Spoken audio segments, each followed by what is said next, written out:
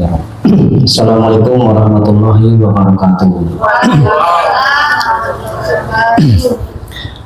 Terima kasih yang disampaikan kepada Ibu Kepala Sekolah, Bapak Ibu Dewan Guru SDN Sebubang yang telah sudi berhadir pada kegiatan pengingasan materi disiplin positif calon guru penggerak tahun 2024. Jadi di sini mohon maaf kepada Bapak Ibu bahwasannya bukan maksud untuk apa, kegiatan ini adalah tugas daripada calon guru penggerak yang mana materi ini seyogianya harus disampaikan ke rekan-rekan sejawat seperti itu terkait dengan disiplin positif dan restitusi. Nanti akan kita bahas apa itu disiplin positif, apa itu restitusi, beserta contoh-contoh dan pengaplikasikannya. Silakan. Jadi seperti itu, dengan harapan kami selaku guru penggerak diharapkan dapat mengimbaskan ini ke rekan-rekan dan mengaplikasikannya di sekolah. Harapannya bahwa rekan-rekan ini ikut juga partisipasi dalam melaksanakan apa yang kami laksanakan. Apa yang kami laksanakan secara tidak langsung kami menyampaikan ke Bapak Ibu Guru. Bapak Ibu Guru juga berusaha untuk menerapkannya meskipun Bapak Ibu Guru belum guru penggerak, tidak apa-apa. Dan secara tidak langsung ini memancing naluri pengetahuan Bapak Ibu supaya ternyata di guru penggerak seperti ini, dan Bapak Ibu nanti mudah-mudahan juga untuk tahap berikutnya bisa gabung ikut dalam pendidikan guru penggerak. Okay. Yang selanjutnya kami ucapkan selamat juga kepada Bapak Ibu yang sudah terpanggil kepada program PPG tahun 2024. Penantian yang bertahun-tahun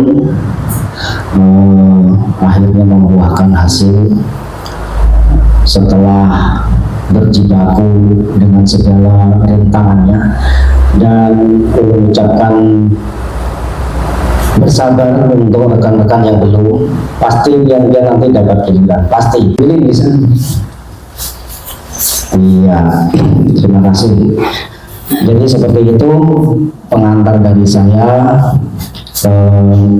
Selanjutnya Umin minta sedikit sambutan dari Ibu atau pengarahan dari Ibu mengenai kegiatan ini. Silakan Ibu.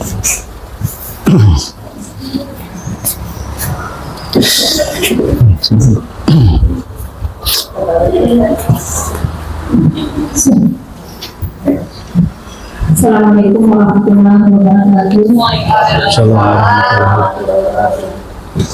Bismillahirrahmanirrahim. Alhamdulillahirrahmanirrahim. Wassalamu ala mursalin wa ala alihi wa sahbihi ajma'in. Amma ba'du. Bapak Ibu yang saya hormati, alhamdulillah ini sudah syukur kepada Allah SWT. Mudah-mudahan hari ini kita dalam melaksanakan tugas kita di kegiatan pokok ini bisa berjalan dengan baik, lancar. Selawat dan salam kita berikan kepada Nabi besar kita Muhammad SAW. Mudah-mudahan apa yang kita sampaikan kepada beliau nanti kita mendapatkan syafaat beliau di akhir. Bapak Ibu yang saya hormati, mudah-mudahan apa yang disampaikan Pak Agung ini nanti bisa menjadi inspirasi bagi kita semua, bisa kita aplikasikan, bisa kita ikuti, bisa kita bisa bermanfaat lah pada diri kita ke depannya nanti. karena yang namanya mengikuti CGP ini memang sebenarnya sulit di awalnya. Di awalnya itu kita harus mengikuti proses beberapa kali tes, baru bisa mengikuti pelatihannya.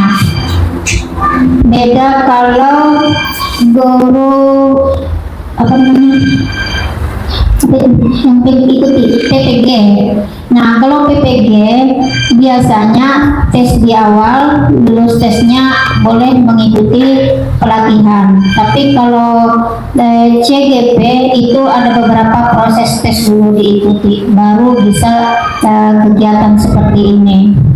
Nah, Bapak Ibu, mudah-mudahan nanti kedepannya Pak Agung bisa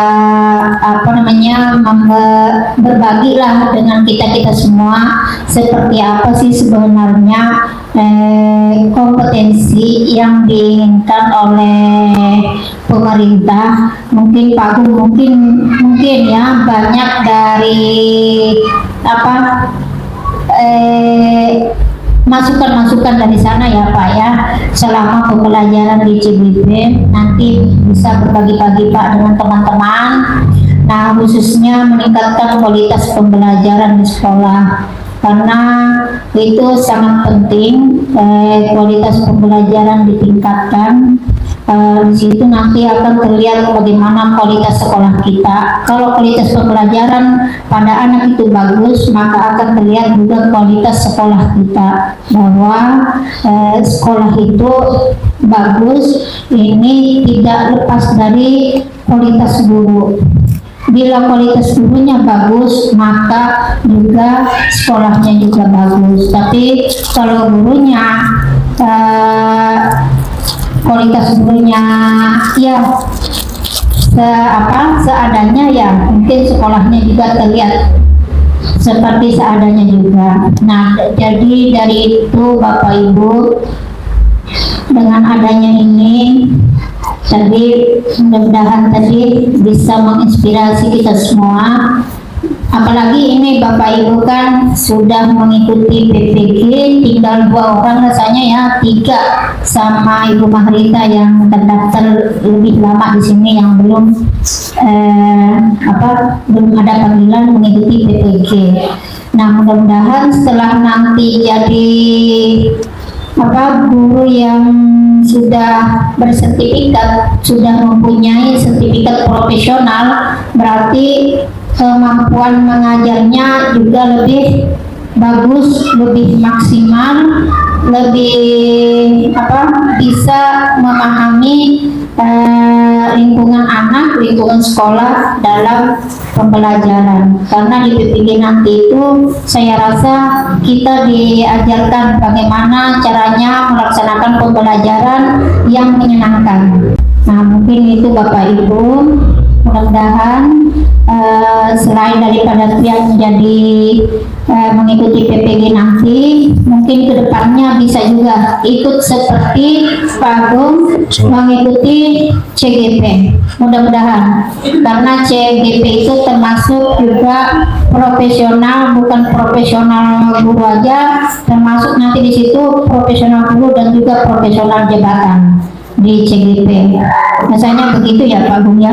Nah, mudah-mudahan dari kita semua, nggak usah aku ini sudah juga, ini capek, ini banyak kerjaan, ini lebih baik ini. Jangan terus kita belum merasai, belum melalui, sudah berpadah ini terus kita cobai aja.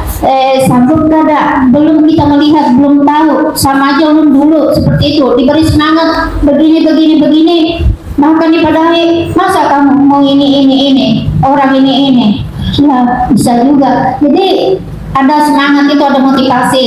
Jadi ikuti saja dulu bagaimana, berat atau tidak. Biasanya perlahan awal memang berat, sudah berjalan akhirnya mudah. Sama anak yang ini PPG, awalnya rasanya berat, baru mau input data sudah rasanya banyak banget yang dikerjakan, mau ke situ, mau kemari, mau itu, biaya keluar. Tapi kalau sudah berjalan akan mudah. Apalagi kena sudah cair sertifikat sertifikasinya, nah lebih nyaman lagi. Nah mudah-mudahan kedepannya nanti kita lebih baik, tidak panjang lebar. Jika ada ulun tak salah, mohon maaf. Saya akhiri. Assalamualaikum warahmatullahi wabarakatuh. Waalaikumsalam warahmatullahi wabarakatuh.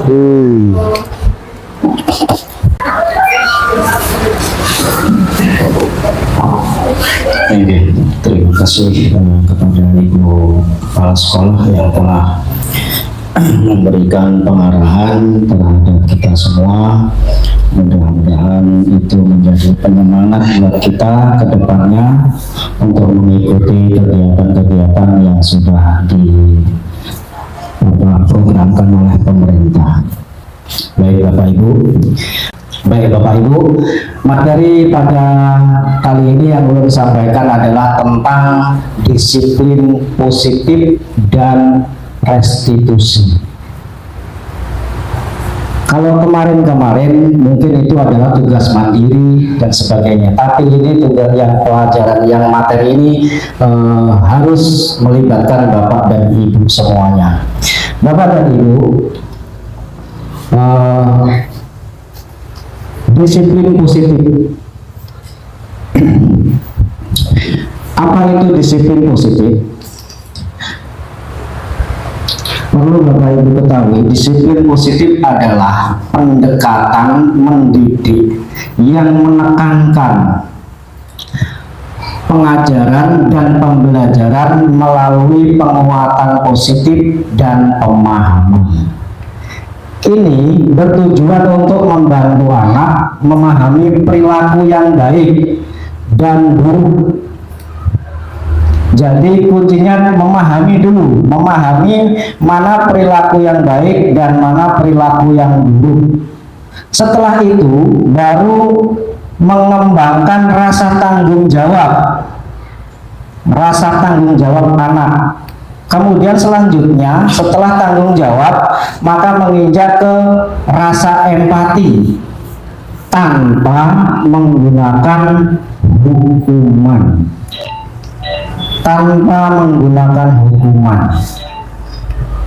Meskipun dalam bentuk apapun itu hukumannya. Mungkin Bapak Ibu bisa diingat kembali setelah beberapa bulan mengikuti kegiatan ini, saya sendiri merasakan harus berubah sesuai dengan kehendak murid atau kodrat murid. Salah satunya adalah tanpa menggunakan hukuman. Kalau dulu mungkin Bapak Ibu pernah melihat juga bagaimana saya mengajar anak-anak. Bagaimana saya dulu kerasnya mendidik anak-anak, meskipun tujuan saya tidak lain dan tidak bukan untuk kebaikan mereka. Tidak ada niat sedikit pun dalam sanubari saya ini menghukum anak itu karena saya benci, tidak ada. Pasti demi mereka. Tujuan kita baik, cuma ada yang kurang pas. Bukan salah, tapi kurang pas. Nah, seperti itu. Jadi selanjutnya Bapak Ibu silakan diperhatikan, ada sedikit soal, silakan Bapak Ibu cermati terkait dengan disiplin positif. Pertanyaan pemantiknya, Ibu Ambar, guru wali kelas 2A di SD Pelita Hati. Bu Ambar sedang bingung menghadapi salah satu murid di kelasnya bernama Doni. Beberapa anak di kelas 2A telah datang kepada Ibu Ambar dan mengeluhkan Doni yang seringkali meminta bekal makan siang mereka dengan paksa. Ini kasus yang tidak asing bagi kita ini. Yang terakhir kemarin ada di kelas 6 ya Pak Firman ya, ada di kelas 6. Kasusnya mirip 11-12 terjadi. Nah, ini nanti Pak Firman bisa refleksi bagaimana kira-kira saya menyelesaikan masalah kemarin gimana. Nah, kita ulas Pak Firman. Ini Doni ini sering meminta nasi atau makanan, bekal makanan sama temannya, dan itu sering. Nah, penyelesaiannya seperti apa? Jika Bapak Ibu menghadapi situasi seperti Ibu Ambar, apa yang akan Bapak Ibu lakukan? Menurut Bapak Ibu, kira-kira alasan Doni melakukan hal itu apa? Alasannya karena tidak membawa bekal. Betul sekali itu, karena tidak membawa bekal. Tapi ada juga kadang Pak Udin yang membawa bekal juga masih ambilnya temannya. Ada juga, ada sudah bawa uang sangu, minta juga sama temannya. Nah, baik Bapak Ibu, dari kasus soal tersebut kita perlu mengetahui 5 kebutuhan dasar manusia. Baik Bapak Ibu, yang dimaksud di sini 5 kebutuhan dasar manusia itu baik kita sendiri maupun anak-anak sama. 5 kebutuhan dasarnya ini seperti ini. Yang pertama adalah bertahan hidup. 5 kebutuhan dasar yang pertama adalah kebutuhan hidup atau bertahan hidup, kemudian kasih sayang, kemudian kebebasan, kemudian yang keempat kesenangan, yang terakhir adalah penguasaan. Akan kita kupas satu-satu. Apa yang dimaksud 5 kebutuhan dasar Bapak Ibu? Kebutuhan dasar ini saling berhubung dan mempengaruhi perilaku serta keputusan individu. Ini kita fokus ke siswa ya, dalam mencapai kesejahteraan emosional dan sosial. Nah, Bapak Ibu, ini adalah ilustrasi seorang anak yang tinggalnya seperti ini. Kemudian dia masih juga bekerja. Yang pertama, bertahan hidup. Kita kupas satu-satu Bapak Ibu.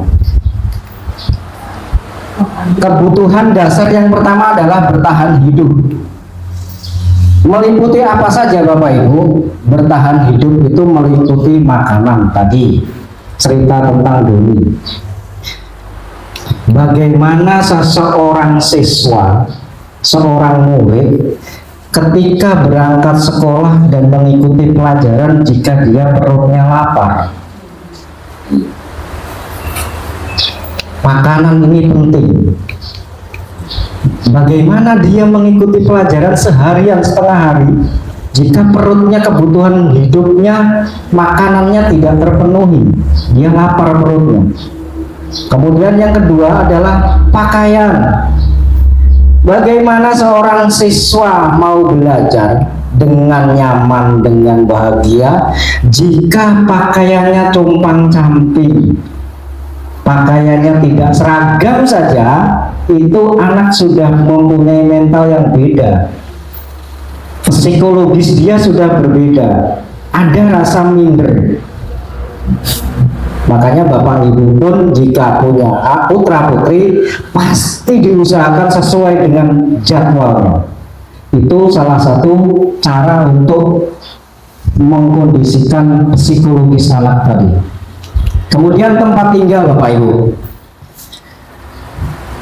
Bagaimana jika seorang murid hendak belajar nyaman, tercapai tujuan belajarnya, jika tadi malam dia tidurnya saja, tempat tinggalnya saja tidak merasa nyaman, tempatnya bocor, banyak nyamuknya, tidurnya sembarangan, ini tempat tinggal mempengaruhi Bapak Ibu. Kemudian terakhir kesehatan. Bagaimana siswa mau belajar jika kondisi fisiknya dia tidak sehat? Pasti tidak bisa mengikuti pelajaran dengan maksimal. Jadi bertahan hidup itu adalah termasuk makanan, pakaian, tempat tinggal, dan kesehatan adalah beberapa item yang tiap hari kita temukan yang secara tidak langsung dia itu poin-poin ini menunjang murid untuk belajar. Mungkin kita tidak menyadari hal itu. Kemudian yang selanjutnya, penguasaan Bapak Ibu. Yang dimaksud dengan kebutuhan dasar penguasaan di sini adalah kebutuhan pengakuan atas kemampuan murid. Adalah termasuk harga diri, kemudian keinginan untuk dianggap sama temannya, sama gurunya, kemudian penguasaan dalam berprestasi, ya Bapak Ibu ya. Kemudian yang selanjutnya, yang ketiga adalah kebebasan. Di sini yang dimaksud adalah kebutuhan akan pilihan Bapak Ibu. Kebebasan kebutuhan akan pilihan, yaitu meliputi kemandirian, kemudian pilihan. Setiap peserta didik berhak memilih nanti dia mau cita-citanya mau jadi apa. Kemandirian di sini Bapak Ibu, dia dipersilahkan untuk memutuskan sesuatu atas arahan Bapak dan Ibu. Mencoba hal-hal yang baru itu adalah salah satu kebebasan dia. Kemudian yang keempat, kasih sayang. Kasih sayang di sini kebutuhan, salah satunya adalah kebutuhan untuk diterima. Diterima dalam arti diterima oleh rekannya, diterima oleh gurunya. Jadi dipedulikan oleh gurunya, ya, dipedulikan oleh temannya, itu masuk dalam kebutuhan dasar kasih sayang. Bagaimana seorang siswa atau murid jika tidak dipedulikan oleh gurunya, ditanya gurunya diam, dicuekin, itu mempengaruhi psikologis anak, Bapak Ibu. Kemudian bekerja sama ini kerjasama kelompok dan sebagainya, itu masuk dalam kegiatan kasih sayang. Bagaimana jika seorang murid si A yang lain kerja kelompok, dia tidak ditunjuk untuk mengikuti kerja kelompok, pasti dia tersinggung. Ada kasus yang kemarin, yang di tahun kemarin si kembar itu dia tidak ikut kerja kelompok, akhirnya ya dia kecil hati. Iya, kecil hati itu. Sampel-sampel yang real sudah kita real nyata itu.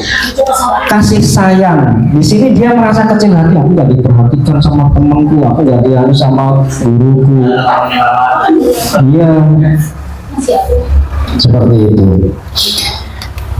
Kemudian yang terakhir Bapak Ibu, tentang kebutuhan dasar kesenangan. Bagaimana seorang murid, seorang siswa mau belajar jika hatinya dari rumah saja sudah emosi, sudah tidak senang, ya, ketemu gurunya juga di sekolahan galak, dimarah-marah, di rumah sudah dibentak-bentak sama orang tuanya, iya, sampai sekolah sama juga. Apa bedanya seperti itu? Yang terakhir adalah kesenangan, kebutuhan untuk merasa senang seorang siswa, mulai dari bermain, ya, bercanda dengan teman-temannya, kemudian tertawa. Itu adalah sebuah kebutuhan dasar dalam hal kesenangan. Alhamdulillah kita sampai pada kuis pertama. Silver Queen.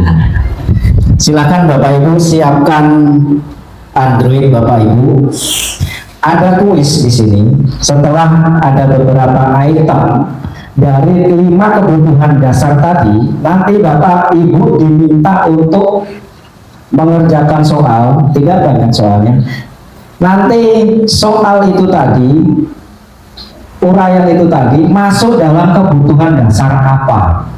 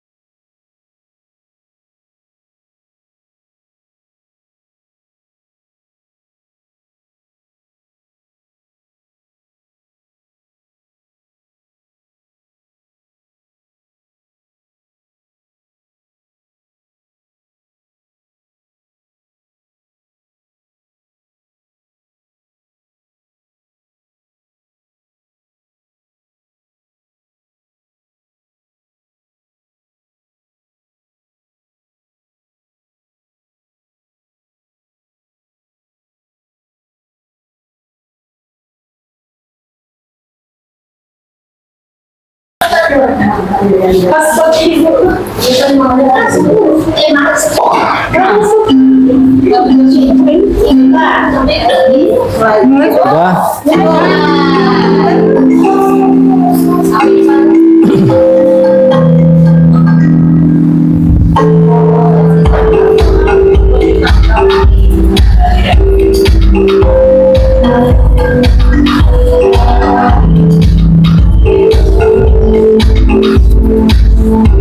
Kode masih ada di atas 531768.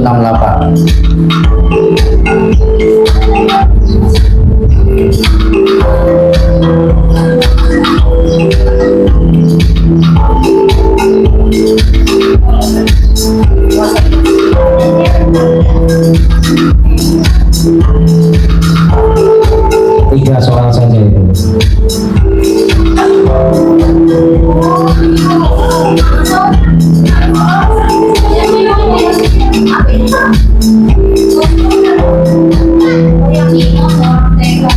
Ya.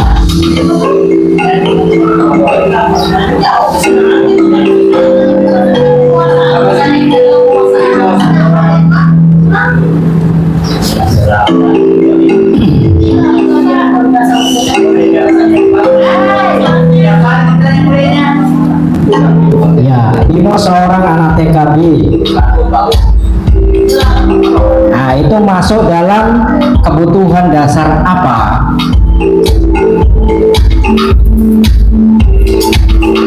Bimo selalu berlari keluar kelas menuju jalan raya di depan sekolahnya yang ramai dengan kendaraan. Tingkahnya membuat guru Wani bingung dan seringkali lari mengejarnya. Ada beberapa kemungkinan jawaban diberikan. Aku senang main kejar-kejaran dengan ibu guru, seru. Perhatikan juga kalimat itu, kalimat pemantiknya ini. Ini adalah ungkapan dari siswa tersebut. Aku senang main kejar-kejaran dengan ibu guru, seru.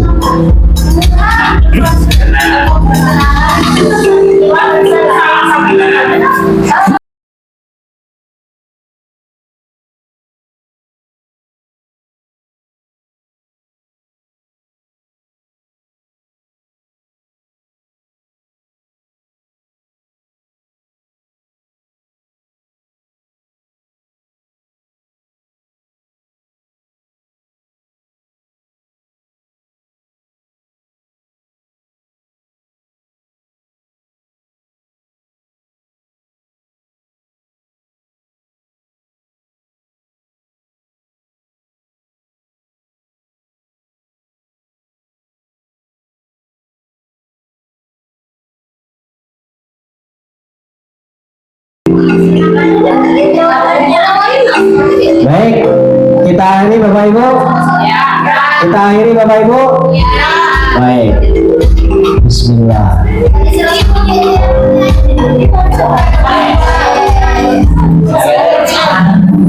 Ya, kita tentukan juaranya. Amin Yanti.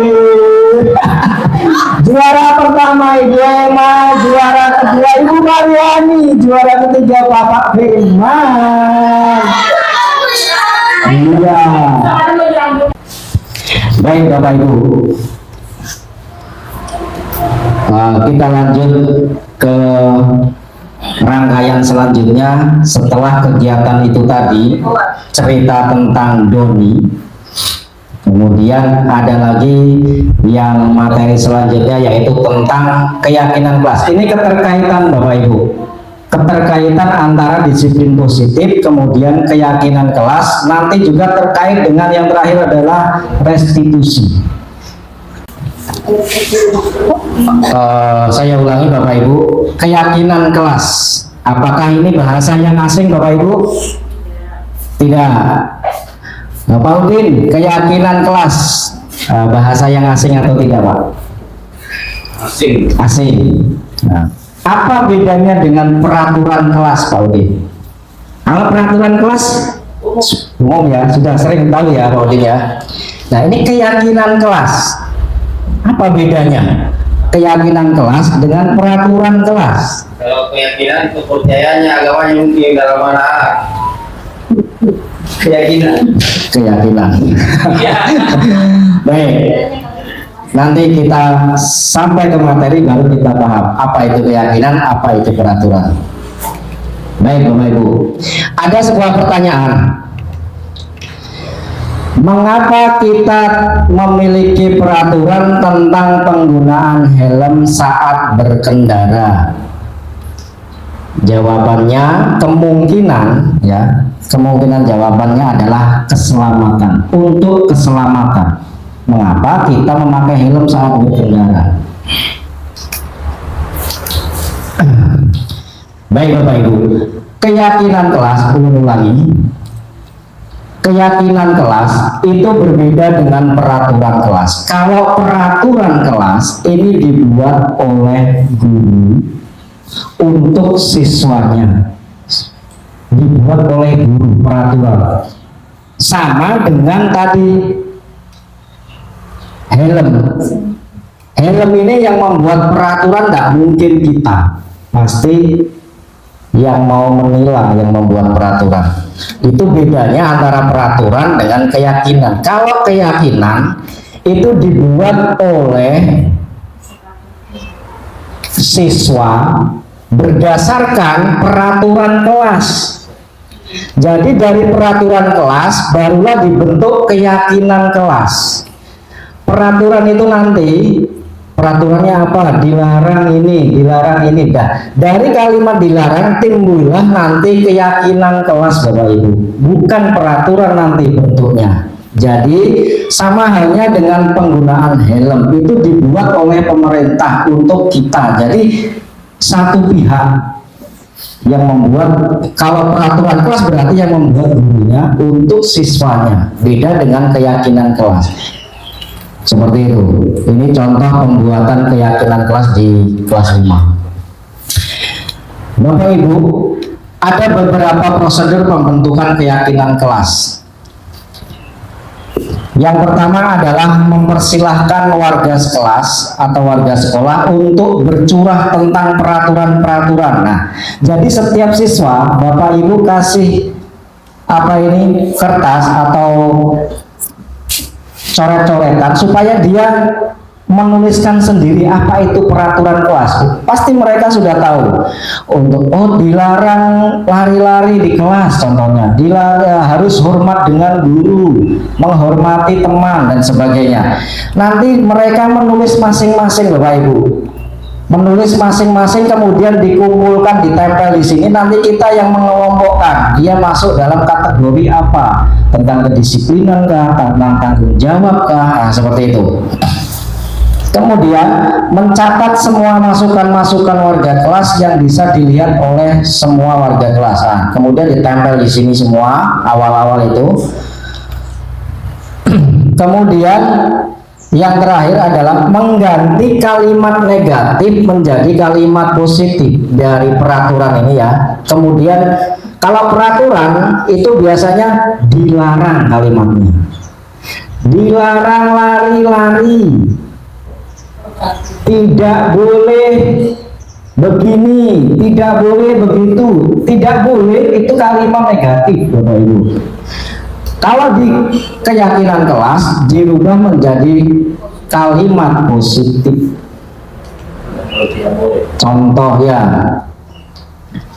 kalimat negatifnya dilarang berlari di kelas. Kalimat positifnya berjalanlah ketika di kelas. Nah, ini keyakinan kelas. Kalau ini peraturan, bedanya seperti itu. Keyakinan kelas dia lebih mengena daripada peraturan kelas. Ya. Nah, di sini anak-anak dikasih kebebasan untuk mencurahkan apa-apa yang disebut dengan peraturan di dalam kelas. Kemudian mereka berkolaborasi dengan kawan-kawannya untuk menempelkan atau mencurahkan apa hasilnya. Kemudian gurunya membuat sebuah keyakinan kelas, pengelompokan. Ini adalah contoh keyakinan di kelas 5B yang sudah jadi. Keyakinan kelas 5B. Di sini tidak ada kalimat negatifnya, Bapak Ibu. Semuanya kalimat positif. Contohnya saling menghormati dan menghargai. Anak-anak pasti tidak menulisnya seperti ini, pasti tidak. Mereka pasti tulisnya tidak boleh mengejek teman. Nah, kalimatnya seperti itu. Pasti mereka menulisnya seperti itu. Tidak boleh, tidak boleh, tidak boleh. Kalimat anak-anak seperti itu. Nah, kita mengarahkannya menjadi saling menghormati dan menghargai, kemudian menjaga sopan santun. Nah, ini nanti anak-anak nulisnya tidak boleh berkata kotor. Nah, ini masuknya di sini, menjaga sopan santun. Nah, disiplin dan tanggung jawab. Ini anak-anak nanti menulisnya kemarin itu tidak boleh terlambat. Nah, masuknya ini disiplin dia, tanggung jawab. Tanggung jawab ini berbentuk apa? Kayak tugas, ya, tugas-tugas dan sebagainya masuk dalam tanggung jawab dan disiplin. Menjaga kebersihan, tidak boleh buang sampah sembarangan. Itu sudah umum. Sebenarnya ini masuknya dalam menjaga kebersihan sekolah dan kelas. Ini namanya keyakinan kelas, Bapak Ibu. Kemudian tidak boleh berkelahi. Nah, masuknya dalam menjaga keamanan. Nah, jadi nanti Bapak Ibu yang mengelompokkan sendiri. Tidak boleh, tidak boleh, tidak boleh itu tadi masuk dalam kelompok apa di sini. Ini bebas Bapak Ibu, tergantung pian. Nanti kalimat pemantiknya apa dari anak-anak itu. Tidak harus seperti ini. Ya, nanti ketemunya di mana? Ya, hemat dan tolong menolong. Nah, tidak boleh boros dan sebagainya, ya, tolong menolong. Nah, seperti ini. Kalimat-kalimat keyakinan kelas ini Bapak Ibu tidak boleh banyak. Ini boleh maksimal ya, minimal 3, maksimal itu 7. Aturannya seperti itu, maksimal 7. Lebih dari itu nanti mereka malah kurang bisa menerapkan karena kebanyakan tadi. Bapak Ibu, dari disiplin positif kemudian masuk ke keyakinan kelas, kemudian kita masuk pada materi segitiga restitusi yang dimana ketiganya itu ada keterkaitan. Nanti ada kasus yang kita selesaikan di sini. Segitiga restitusi. Mungkin bahasa ini asing bagi kita Bapak Ibu. Apa ini segitiga restitusi? Restitusi pun kita mungkin belum tahu, segitiga saja yang tahu. Nah, ketika masuk dalam guru penggerak, saya juga baru tahu apa ini restitusi. Adalah proses menciptakan kondisi bagi murid untuk memperbaiki kesalahan mereka sehingga mereka bisa kembali pada kelompok mereka dengan karakter yang lebih kuat. Nah, ini adalah skema segitiga restitusi Bapak Ibu. Yang pertama adalah menstabilkan identitas, yang kedua validasi tindakan yang salah, yang ketiga menanyakan keyakinan kelas. Baik, kita menginjak pada materi yang pertama, segitiga restitusi, yaitu menstabilkan identitas. Kita fokus menyelesaikan satu problem. Contohnya kayak tadi kasusnya Doni kelas 2A yang minta bekal sama teman-temannya. Itu nanti kita bisa cara menyelesaikannya seperti apa. Nah, kita harus melampaui segitiga restitusi ini Bapak Ibu. Iya. Yang pertama menstabilkan identitas, yaitu berbuat kesalahan adalah bagian daripada pembelajaran. Stabilkan identitas dia, stabilkan emosional dia, maksudnya Bapak Ibu. Identitas dia sebagai manusia, identitas dia sebagai murid, identitas dia sebagai warga negara, itu harus kita stabilkan dulu Bapak Ibu. Dengan cara apa? Kita harus punya pemahaman bahwa berbuat kesalahan adalah bagian daripada pembelajaran. Tidak ada manusia yang sempurna. Nah, bahasa kerennya. Tidak ada manusia yang sempurna. Ya Bapak Ibu, ini adalah kalimat-kalimat pertanyaan bagi mereka, pernyataan untuk mereka. Contohnya ketika Doni tadi dipanggil, seumpamanya dipanggil, "Nah, ini sudah salah." Tidak apa-apa, tidak ada manusia yang sempurna. Nah, contohnya seperti itu. Jadi menstabilkan identitas dia sebagai manusia, seperti itu. Kemudian contoh pertanyaannya lagi, pernyataannya adalah, "Bapak juga dulu pernah melakukan kesalahan seperti itu." Nah, jadi distabilkan dulu identitas dia, emosional dia, ketakutan dia, distabilkan dengan cara-cara pernyataan-pernyataan seperti ini dengan kalimat yang tidak menunjuk ya, tidak menunjuk, tidak menghardik, tidak melotot. Nah, kalimat-kalimatnya bisa contoh-contohnya seperti ini. Kemudian Doni, umpamanya tadi namanya Doni Don, kita bisa menyelesaikan ini kok. Contohnya seperti itu. Atau bisa juga Doni, Bapak tidak atau Ibu tidak marah seperti itu. Kemudian Bapak Ibu tidak mencari siapa yang salah Don, tapi Bapak atau Ibu mau mencari solusi dari permasalahan ini. Jadi anak tadi tidak takut, ya, tidak takut dalam arti segi mentalnya dia. Kemudian, apakah kamu sedang menjadi teman yang baik buat dirimu sendiri? Kalimat-kalimat seperti ini Bapak Ibu ya, yang bisa menstabilkan identitas dia sebagai anak. Jadi tidak menghardik, tidak memvonis dan sebagainya. Kemudian menginjak yang kedua adalah validasi tindakan yang salah Bapak Ibu. Contohnya seperti apa? Kita perlu tahu dulu bahwa setiap perilaku murid, ketika Doni tadi melakukan hal itu, pasti dia punya alasan. Itu yang disebut dengan kebutuhan dasarnya tadi. Kenapa Doni melakukan itu tadi? Nah, setiap perilaku murid berusaha memenuhi kebutuhan dasarnya, pasti dia. Kalau kemarin Pak Firman, alasan Haikal kemarin apa Pak Firman?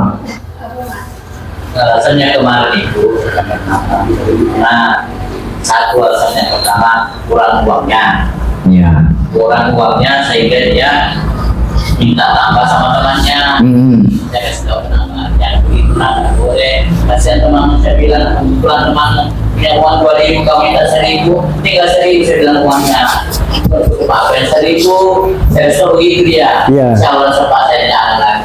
Tuh. Nah, Itu keyakinan. ya, itu baru pada tahap memvalidasi tindakan yang salah ya Bapak Ibu.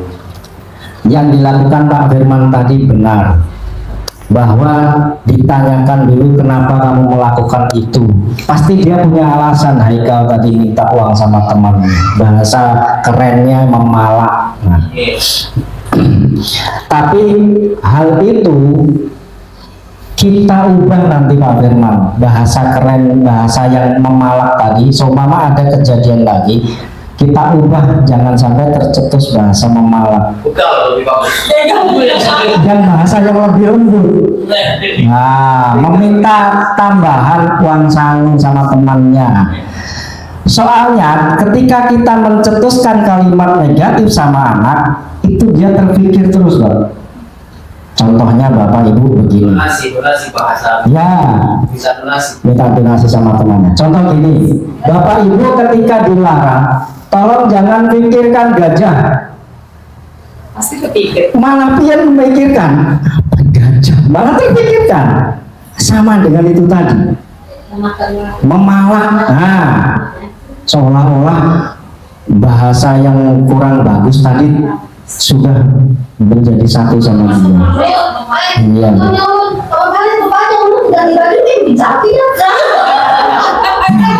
Iya. Malah kadang kepalu. Iya. Nah itu ya Bapak Ibu ya. Jadi setiap perilaku murid itu pasti punya alasan. Mereka anak-anak pasti punya alasannya. Kemudian yang selanjutnya, pernyataan-pernyataan disampaikan dengan nada-nada yang tidak menghakimi, dengan suara yang rendah, seperti itu. Bisa, pasti bisa, pasti bisa. Karena levelnya yang dimaksud dengan level tidak nada tinggi itu, meskipun bahasa Makassar, oh sama Makassar pasti paham. Oh iya, ini tidak tinggi, ya seperti itu. Bapak Ibu, pertanyaan contohnya adalah seperti ini. Padahal kamu bisa melakukan yang lebih buruk dari ini ya. Nah, contohnya kayak tadi, si Haikal tadi. Padahal kamu bisa meminta lebih daripada itu, tidak cuma satu siswa. Nyatanya dia cuma minta ke 2 siswa. Nah, bisa sebenarnya bisa ke seluruh siswa, ke 5 siswa. Tapi kamu tidak melakukan yang lebih buruk dari ini ya. Nah, seperti itu contohnya. Contoh pertanyaan lagi, kamu pasti punya alasan mengapa melakukan hal ini. Nah, seperti yang dilakukan oleh Bapak Firman tadi. Yang selanjutnya, pernyataan yang selanjutnya, kamu patut bangga pada dirimu sendiri karena kamu telah melindungi sesuatu yang penting bagi kamu. Contohnya, seandainya Haikal tadi lapar, perutnya lapar, kemudian dia tidak, uang sakunya kurang, perutnya belum kenyang, dia pasti punya alasan melindungi sesuatu yang penting bagi dia. Dia merasa lapar gitu. Nah, seperti itu, pasti punya alasannya. Kamu boleh mempertahankan sikap itu, tapi kamu harus menambahkan sikap yang lebih baik atau yang baru. Kalimat-kalimat itu tadi adalah kalimat validasi tindakan yang salah, Bapak Ibu. Yang terakhir adalah menanyakan keyakinan. Contoh, kalimat pertanyaannya adalah apa yang kita percaya sebagai kelas atau keluarga. Menanyakan keyakinan ini dasarnya dari keyakinan kelas yang sudah kita buat tadi. Kalau keyakinan kelasnya kita tidak buat, kita mau menanyakan apa di sini? Kita tidak punya kesepakatan dalam kelas itu tadi. Nah, apa yang kita percaya dalam kelas? Sebuah keluarga, sebuah kelas. Kemudian apa nilai-nilai umum yang telah kita sepakati? Keyakinan kelas tadi. Nanti dia pasti tahu menjawab. Kita pancing kalau tidak tahu. Seperti itu. Apa bayangan kita tentang kelas yang ideal? Nah, seperti itu. Kamu mau jadi orang yang seperti apa? Seperti itu Bapak Ibu. Menanyakan keyakinan kelas. Yang dimaksud di sini Bapak Ibu, keyakinan kelas di sini, menanyakan keyakinan yang sudah saya buat tadi berbentuk gambar biru tadi. Maksudnya keyakinan kelas itu tadi Bapak Ibu. Ketika Doni tadi salah, dia melanggar keyakinan apa dalam kelas itu tadi. Maksudnya seperti itu. Baik Bapak Ibu, dari hal-hal tersebut yang perlu diperhatikan dalam segitiga restitusi adalah, pertama adalah perilaku yang salah perlu dikaitkan dengan keyakinan kelas yang telah disepakati. Baru saya sampaikan lagi. Contohnya tadi Pak Firman tadi jawaban Haikal, baik Pak, nanti saya tidak akan mengulanginya lagi. Nah, di sini kesediaan murid untuk memperbaiki. Kemudian pemecahan masalah sebisa mungkin yang relevan dengan masalah yang ada. Maksudnya gini, jadi ketika Haikal tadi minta tambahan donasi, kata Pak Ruswandia, minta tambahan donasi sama kawannya, jadi yang dibahas ya yang itu saja, jangan merembet ke yang lain gitu. Kemarin kamu juga jadi yang relevan ke sini saja. Pemecahannya yang relevan ke kasus yang dihadapi dia yang baru dibahas tadi. Jangan kemarin kamu nada bola kena kaca dua, itu beda lagi. Yang selanjutnya perlu waktu ya Bapak Ibu ya, waktu ini penting. Perlu didedikasikan waktu dari yang membuat kesalahan. Apakah kemarin Bapak Firman sudah melaksanakan ini? Kalau dari cerita Pak Firman kelihatannya belum. Contohnya seperti ini Pak Fir, tanyakan kapan akan melakukan perbaikan. Ketika Haikal tadi menjawab, baik Pak, nanti saya ke belakangnya tidak akan melakukan lagi. Mulai kapan? Mulai kapan Pak kamu tidak akan melakukan lagi? Sampai kapan? Mulai besok Pak. Sampai kapan? Seperti itu. Sampai kapan ini waktu maksudnya seperti itu Pak Wir. Kemudian yang selanjutnya, ketika melaksanakan restitusi, yang dilaksanakan Pak Firman tadi adalah namanya restitusi ya Bapak Ibu ya. Itu kita harus mengenal dulu 5 posisi kita sebagai guru. 5 posisi kita sebagai guru ini nanti kita pelajari di sini. Sebagai apa kita? Ada 5 posisi kontrol kita ya Bapak Ibu ya dalam mendampingi siswa. Yang pertama adalah sebagai penghukum. Nah ini dulu sering saya lakukan. Ya Bapak Ibu, dulu sering saya lakukan. Kemudian pembuat rasa bersalah. Sekarang saya kurang. Sampai kapan? Sampai kapan? Sampai selanjutnya. Saya berusaha, pasti akan berusaha. Karena perubahan itu tidak semudah membalikan telapak tangan. Iya. Kemudian pembuat rasa bersalah yang kedua Bapak Ibu, penghukum, pembuat rasa bersalah, kemudian sebagai teman, kemudian sebagai pemantau, yang terakhir manajer. Ini berkelas Bapak Ibu, bertingkat. Yang paling tinggi adalah sebagai manajer. Penghukum kita mungkin sudah tidak asing penghukum. Pembuat rasa bersalah ini seperti apa nanti akan kita bahas. Teman kelihatannya bagus ini, tapi apakah sebagus itu? Yang pertama, penghukum, nada suaranya tinggi, bahasa tubuh, matanya melotot, jarinya menunjuk-nunjuk ya, menghardik. Nah, kemudian terlambat lagi, pasti terlambat lagi, selalu datang terlambat. Kapan sih bisa datang tepat waktu? Nah, Jangan malaikat apa? Kamu ini ya. Kemudian dari pertanyaan-pertanyaan ini Bapak Ibu, hasilnya apa? Bagi siswa kemungkinan murid marah, dendam, kemudian bersifat agresif. Bisa jadi setelah kembali duduk murid tersebut akan mencoret-coret bukunya, ya, menulis meja, ya, frustasi dia. Lebih buruk lagi pulang sekolah malah nyoret motor ibunya, gurunya. Iya, ada yang pakai paku itu, pakai batu itu, seret jalan dia. Dia merasa dendam ya Bapak Ibu ya. Kemudian pembuat merasa bersalah.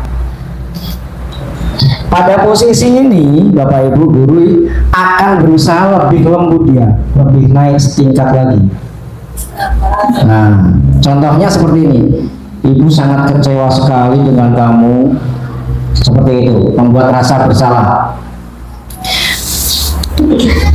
Ulangi. Contoh yang lain, ibu sangat kecewa sekali sama kamu.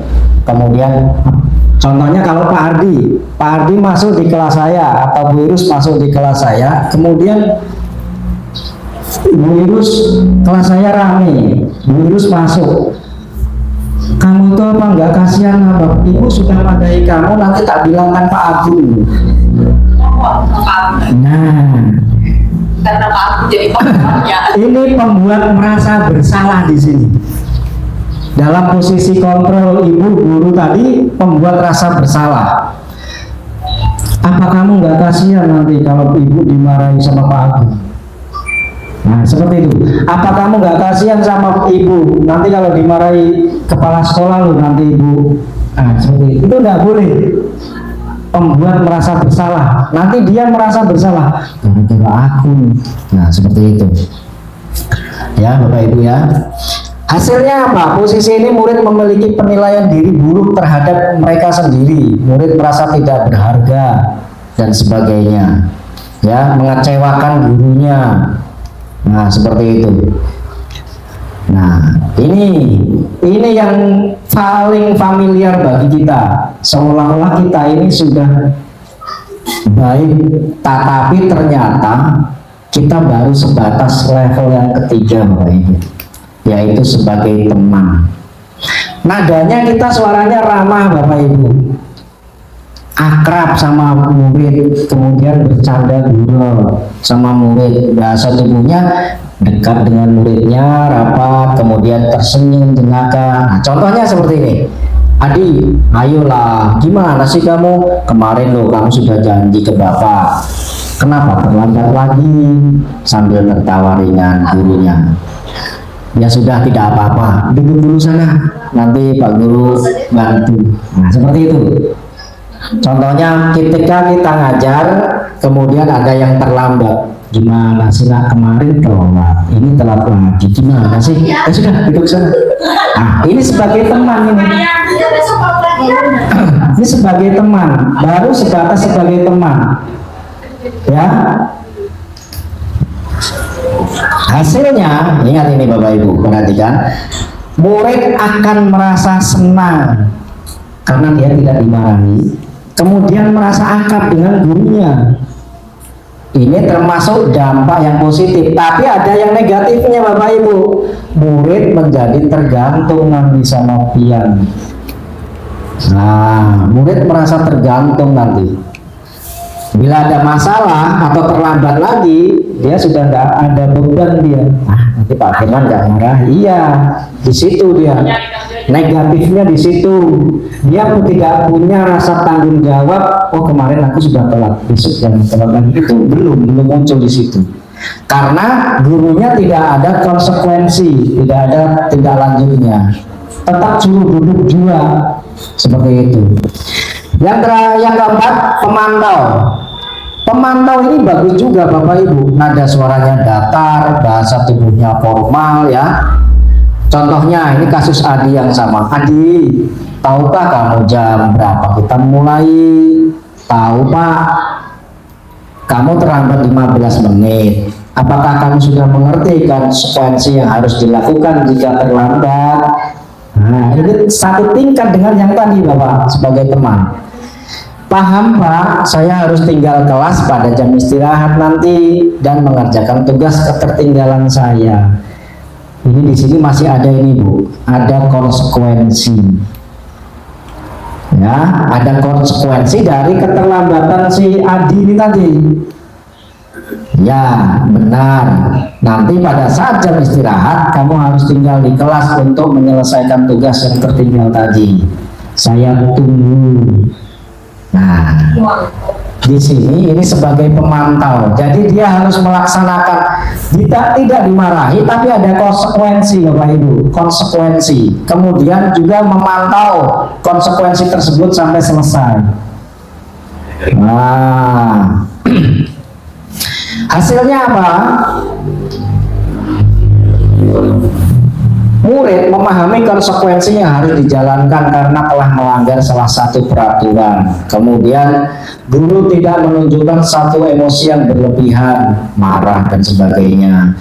Murid tetap dibuat tidak nyaman, yaitu dengan harus tinggal kelas pada waktu jam istirahat. Ini nilai negatifnya, nilai minusnya di sini. Yang lain istirahat, dia mengerjakan, psikologisnya pasti bermasalah. Yang terakhir yaitu tentang sebagai 5 posisi kontrol sebagai manajer. Ini adalah harapan daripada pemerintah bahwa kita seyogianya sebisa mungkin untuk menerapkan sebagai 5 posisi kontrol sebagai manajer. Bapak Ibu, nada suaranya, ciri-cirinya ya tulus dia, bahasa tubuhnya tidak kaku, dekat ke siswa ya. Contoh pertanyaannya seperti ini. Ini kan kasusnya Adit datang terlambat. Adit, apakah kamu mengetahui sekarang jam berapa, Di? Iya Pak, tahu Pak, jam 7. Jadi kamu terlambat. Kira-kira kamu akan memperbaiki masalah ini enggak? Kira-kira kamu bisa berbuat baik enggak? Nah, kemudian gurunya, saya bisa menanyakan ke teman Pak untuk mengerjakan tugas yang tertinggal. Nah, dia punya solusi ketika kita tanya seperti ini. Solusinya gimana supaya kamu nggak terlambat dengan keterlambatan ini? Solusinya gimana Nah, Adi menjawab, saya bisa menanyakan ke teman Pak untuk mengerjakan tugas yang tertinggal. Baik, itu bisa dilakukan. Apakah besok akan ada masalah untuk kamu agar bisa hadir tepat waktu ke sekolah? Tidak Pak, saya bisa hadir tepat waktu. Baik, saya hargai usahamu untuk memperbaiki hal ini. Jadi kalimat ini bersinambung Bapak Ibu. Ya, kalimat gurunya ini bersinambung. Sebagai manajer, sebagai pemantau, sebagai teman, itu beda-beda cara mengungkapkannya. Nah, yang diharapkan oleh pada kurikulum Merdeka ini, kita diharapkan untuk menjadi seorang guru yang pada posisi 5 kontrol, yaitu sebagai seorang manajer. Perlahan. Besoknya terlambat lagi Pak. Sudah kita ucapkan kayak gitu, lagi. Ya, tetap harus seperti itu. Tidak diperbolehkan untuk iya. Jangan menyerah ya. Terus lagi Bapak Ibu. Itu saya Pak. Maksudnya Kuis terakhir. Terakhir, Ya, sebentar. Itu dulu. Nah, kuis terakhir.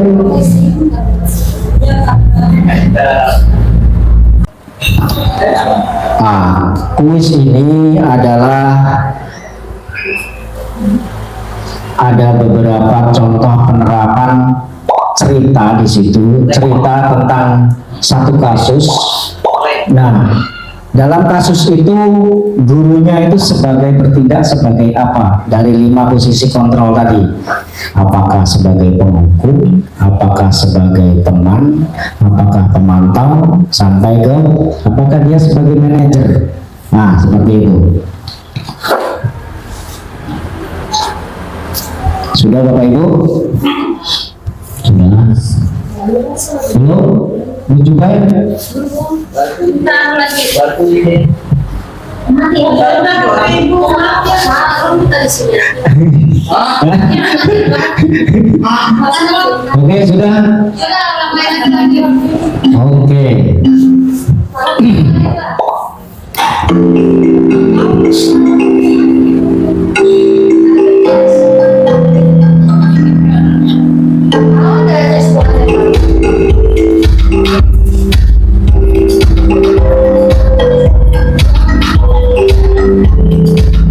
Ada 3 soal Bapak Ibu. Ini kalau soal-soal asesmen nasional ini seperti ini. Guru matematika dan wali kelas B, namanya Ibu Santi, sedang sakit sehingga tidak dapat masuk dan mengajar. Akhirnya dicarikan guru pengganti, namanya Bu Eni. Ibu Eni baru 2 tahun menjadi guru di SMP. Beberapa murid perempuan, Vivi dan Natali, mengetahui hal ini dan mulai menggunakan kesempatan dan bersikap seenaknya, tertawa dan tidak mengindahkan kehadiran Bu Eni. Bu Eni mencoba menyapa Vivi dan Natali yang dengan ramah sambil mengingatkan mereka untuk tetap fokus untuk mengerjakan tugas. Ayolah, kerjakan tugasnya. Nanti Bu Eni ditegur Bapak Kepala Sekolah. Nanti kalian tidak kerjakan tugas. Kalau kalian tidak mengerjakan tugas. Nah, namun Vivi dan Natali malah jadi tertawa. Ah, Ibu santai aja Bu. Mereka tetap tidak mengerjakan tugas, malah ngobrol. Posisi kontrol Bu Eni dalam hal ini adalah sebagai apa?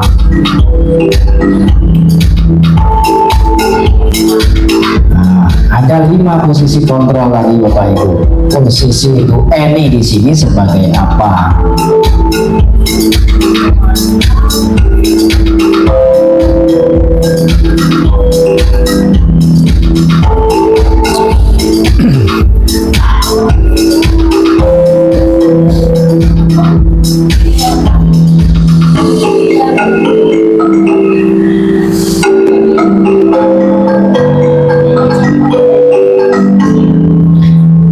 Selanjutnya adalah kasus Sabrina.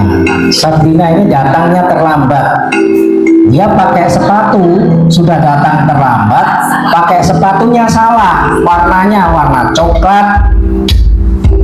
Nah, ketahuan sama Pak Lukman, satpam yang berjaga pintu gerbang.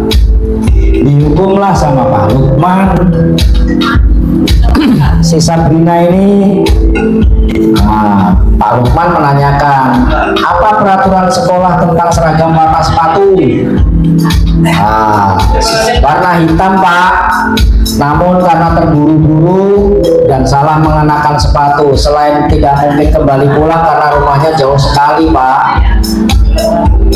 Pak Lukman tetap bersikeras pada peraturan yang berlaku dan mengatakan, ya sudahlah, kamu sudah melanggar peraturan sekolah, ya terlambat, sepatunya warnanya salah. Nah, segera buka sepatumu, kalau tidak bisa mengenakan sepatu yang sesuai peraturan. Nah, di sini yang ditanyakan sebagai posisi kontrol Pak Lukman ini sebagai apa di situ? Dari 5 posisi kontrol tadi. Yang terakhir, Doni, Ibu Doni. Ini kisahnya ini, Fajar ini tidak suka pelajaran bahasa Inggris ketika Ibu Doni sedang mengajar bahasa Inggris. Dia malah santai-santai. Kisahnya seperti itu. Ayo Fajar, makanya jangan tidur-tiduran, lain kali perhatikan. Sudah sana, duduk kembali. Nah, kira-kira siapa yang bisa? Fajar pun duduk kembali ke bangkunya. Jadi dibiarkan. Si Fajar ini tadi di kelas dia tidak memperhatikan Ibu Doni. Ibu Doni sedang mengajar bahasa Inggris. Fajarnya tidak memperhatikan. Nah, kemudian kalimatnya seperti ini. Ayo Fajar, jangan tidur-tiduran. Lain kali perhatikan. Sudah sana, duduk kembali. Kira-kira sebagai posisi kontrol Ibu Doni dalam hal ini sebagai apa?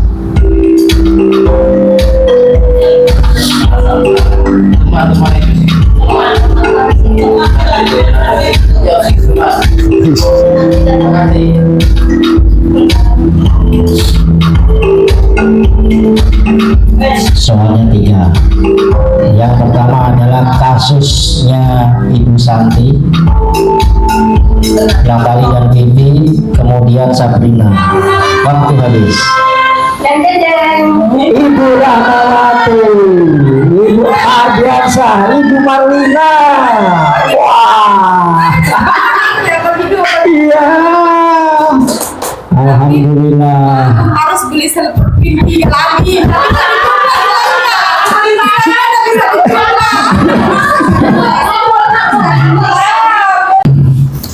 Terakhir closing Bapak Ibu.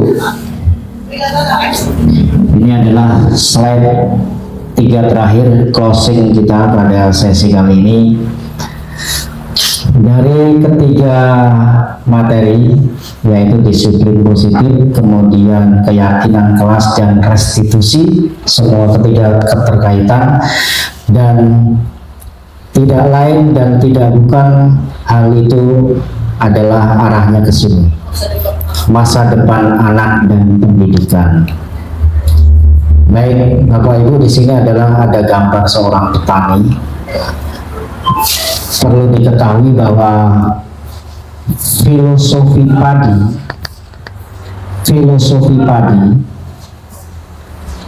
dan juga petani ini tidak bisa dipisahkan dengan seorang guru dan seorang murid.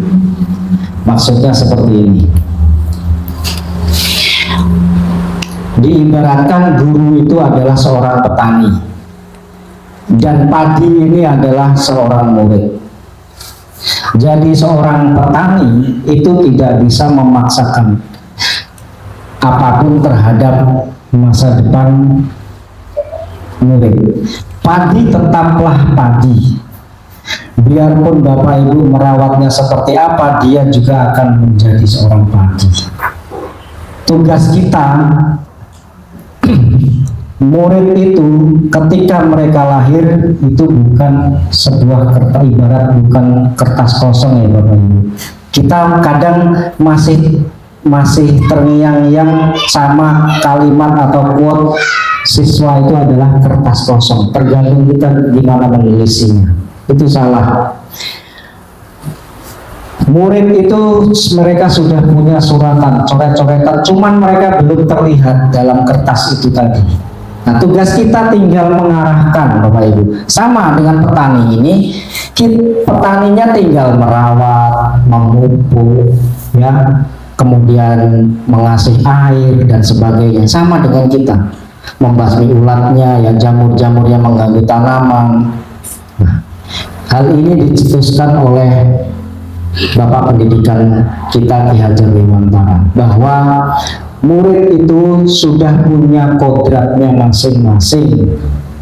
Bapak Ibu nanti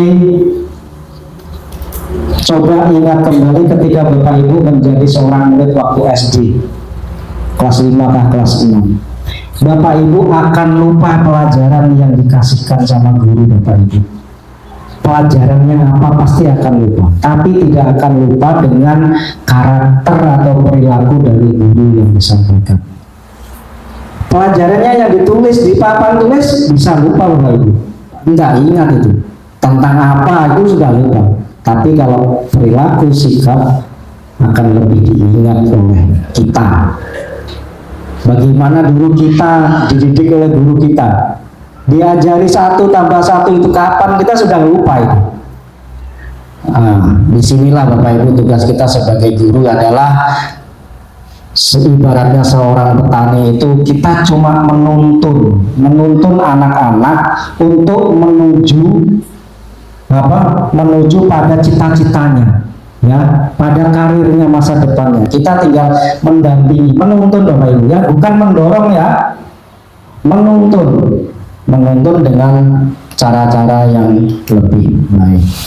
Kesimpulan Bapak Ibu, dalam mengatasi permasalahan siswa, kita sebaiknya menggunakan segitiga restitusi jika hal itu memang dibutuhkan. Pendekatan ini fokus pada penyelesaian masalah daripada hukuman Bapak Ibu.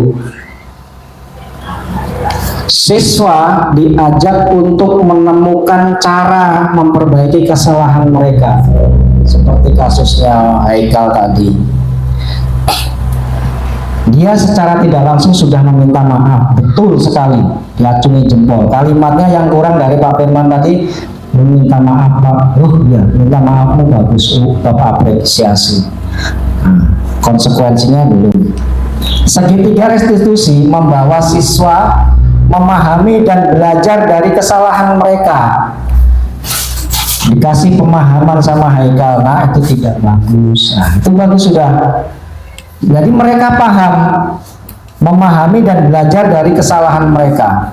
Itu yang akan lebih mengena pada siswa. Yang saya sampaikan tadi, pelajaran bisa lupa, materi bisa lupa, tapi ketika karakter dan perilaku tidak akan dilupakan. Kemudian dapat memberikan dampak positif jangka panjang pada perkembangan karakter.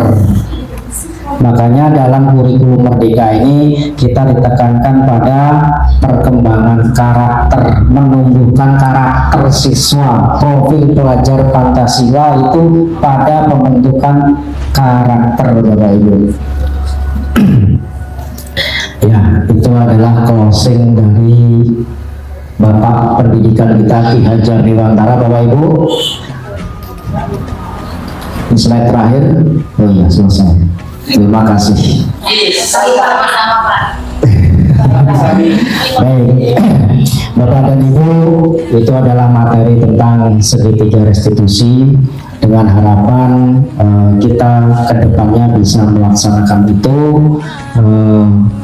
Cara-cara dari 5 posisi kontrol itu adalah 5 posisi yang kelima yang paling diidam-idamkan oleh kurikulum Merdeka atau profil pelajar Pancasila.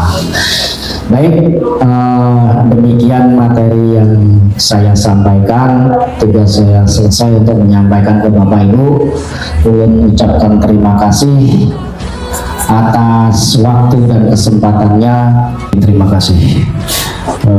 Kami ucapkan terima kasih kepada Bapak dan Ibu. Materi sudah selesai pada kegiatan disiplin positif modul 1.4 yang terpaksa melibatkan Bapak Ibu semua. Kami ucapkan terima kasih banyak atas partisipasinya. Untuk juara kuis silakan maju ke depan. Ibu Emma maju. Setelah pembagian kuis ini, Bapak Ibu diperbolehkan untuk meninggalkan kuis. Oh, kita foto bersama dulu. Ambil satu yang mana? Rasa yang mana Bian? Rasa yang dulu. Ayo, yang mana? Ayo Bulun, silakan Bulun. Bulun, silakan Bulun. Iya, Bulun. Ya siapa Salmon? Iya. Hadiah yang terakhir adalah untuk peserta paling aktif dan telah menerapkan restitusi, tapi beliau tidak sadar, tidak tahu bahwa itu adalah restitusi seperti itu. Terima kasih Pak Firman. Ya. Ya, terima kasih atas waktunya Bapak Ibu. Kita foto bersama. Itu merupakan salah satu ilmu yang baru buat saya dalam ilmu pendidikan, dan baik untuk diterapkan terkhusus untuk setiap guru dalam rangka untuk meningkatkan mutu pendidikan dan bisa menerapkan keseharian kita agar anak-anak kita bisa berubah, guru pun bisa berubah. Karena ini adalah suatu ilmu yang baik, tentu diusahakan Baik. untuk dilaksanakan. Baik, baik. Terima kasih Ibu. Ya, oke, sama-sama. Saya Rahmawati SPDI, guru Mapel Pendidikan Agama Islam di SDN Segumbang. Menurut pendapat saya, terkait materi yang disampaikan hari ini, itu sangat baik, terutama bagi siswa dan untuk saya sendiri dan juga untuk guru ke depannya. Terima kasih. Baik, terima kasih. Pendapat saya untuk materi yang sudah disampaikan tadi sangat bagus, alurnya sangat bagus. Mungkin nanti saya akan terapkan khususnya untuk di kelas saya. Sangat baik karena menurut saya itu adalah proses pembelajaran untuk merdeka belajar saat ini, dan menurut saya sangat baik untuk diterapkan di kelas. Ya, terima kasih. Ya, terima kasih atas pendapatnya Ibu.